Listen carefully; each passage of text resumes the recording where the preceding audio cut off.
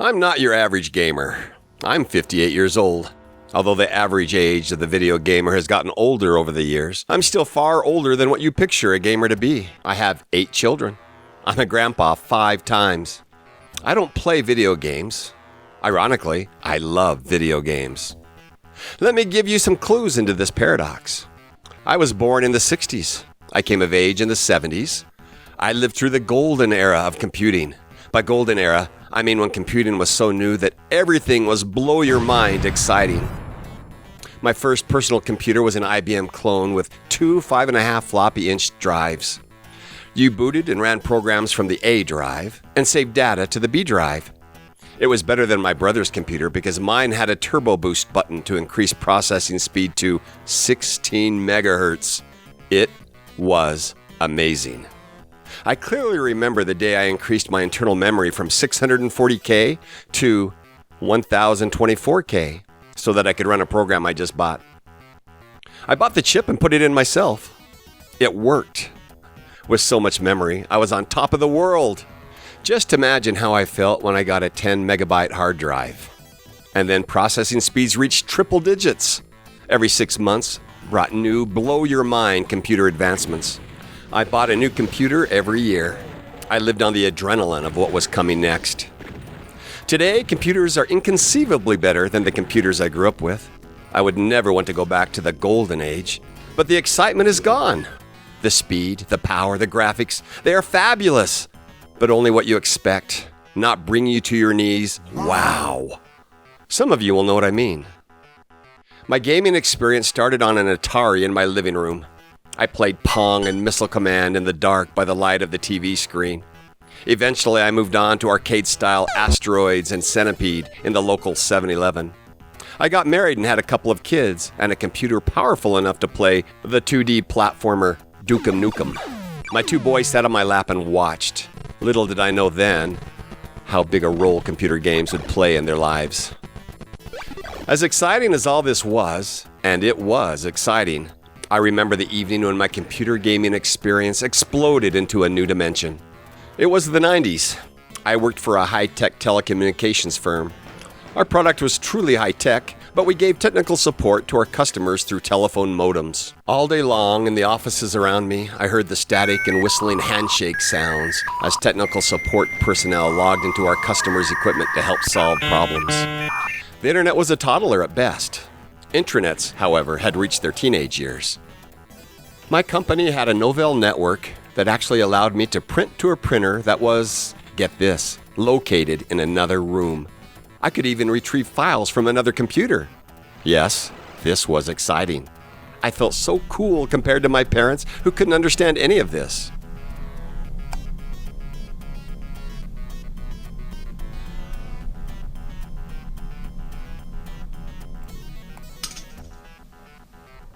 Linda.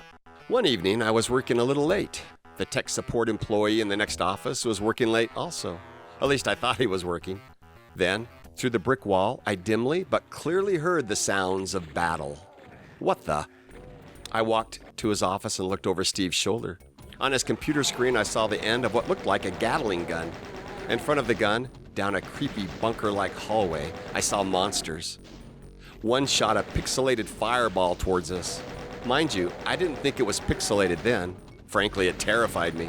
Then Steve opened up with the Gatling gun. I could see the bullets striking. I could hear the monsters screaming. I saw pixelated blood on the walls and on the floor. Steven ran out of ammo. Undeterred, he pulled out a pistol, emptied the magazine, and then charged in with his bare hands. Steven had been a Marine in real life. He died anyway. "What the heck is this?" I asked. "Doom," he said. The intensity of the battle remained in his voice. "You want to play?" I wasn't sure. This was beyond any game I'd ever played. It was, I realized it just then, 3D. "Come on," he said, leaping out of his chair. I didn't know where he was going. He went to my chair in front of my computer and started typing away. He mysteriously downloaded the game from an unknown source on our intranet and set me up. "Just a minute," he said. He ran back to his office. I heard more typing. Then, yelling from his office, he gave me directions and I entered my first ever networked game. I saw a hallway in front of me and heard creepy sounds. In the next office, I heard battle begin again. As I said, Stephen was a Marine. He begged for trouble. I, on the other hand, was terrified of it. I slowly figured out how to move forward and backward, left and right. I discovered that with my mouse, I could look around. I boldly began scouting up the hallway and around the corners. In one of the most horrifying moments of my life, I came face to face with zombie Marines. It didn't go well. I shot my few rounds of pistol bullets, missing every time. I found myself in hand-to-hand combat. Somehow I bounced my way through them and ran like a coward. I was just an ex-Air Force tech rider, you know. There was a little avatar face at the bottom corner of my screen. I was smart enough to know it represented me. It was a bloody mess. "I think I'm dying!" I screamed. If anyone but Steve had been in the building, they would have called an ambulance. I yelled with that much terror. "You need health!" Steven yelled. "What's health?" Even from my office, I could hear the palm slap against forehead.